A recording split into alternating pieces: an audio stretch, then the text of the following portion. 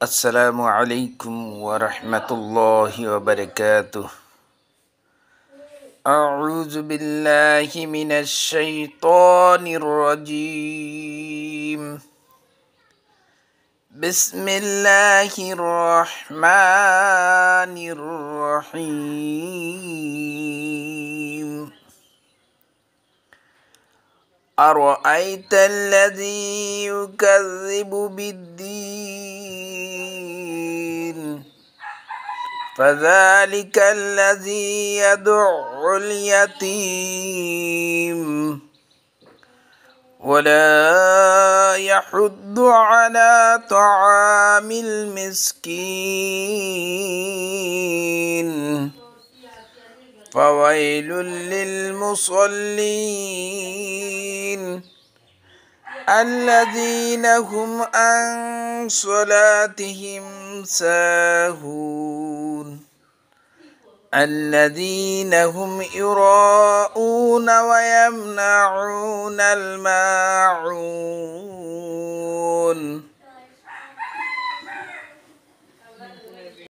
আপনি কি তাকে দেখেছেন যে বিচার দিবসকে অস্বীকার করে?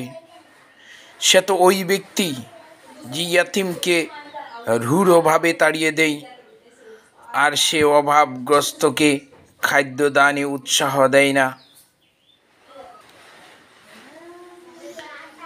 সুতরাং দুর্ভোগ সেই সলাত আদায়কারীদের, যারা তাদের সলাৎ সম্পর্কে উদাসীন, যারা লোক দেখানোর জন্য তা করে এবং গৃহস্থালির প্রয়োজনীয় ছোটোখাটো বস্তু অন্যকে দেয় না।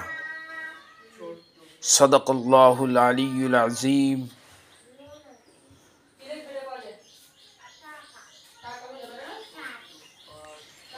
এ সূরায় কাফির ও মুনাফিকের কতিপয় বৈশিষ্ট্য ও কাজের বর্ণনা দেওয়া হয়েছে।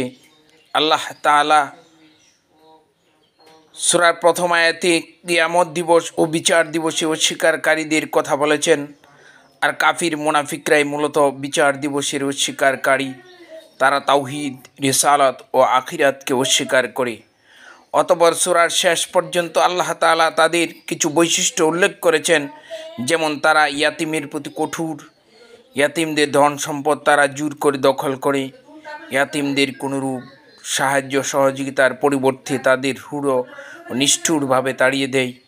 এমনকি ইয়াতিম, দুস্থ, দরিদ্র, অভাবগ্রস্তকে নিজেরা তো সাহায্য করেই না, বরং অন্যকেও একেবারে উৎসাহ দেয় না।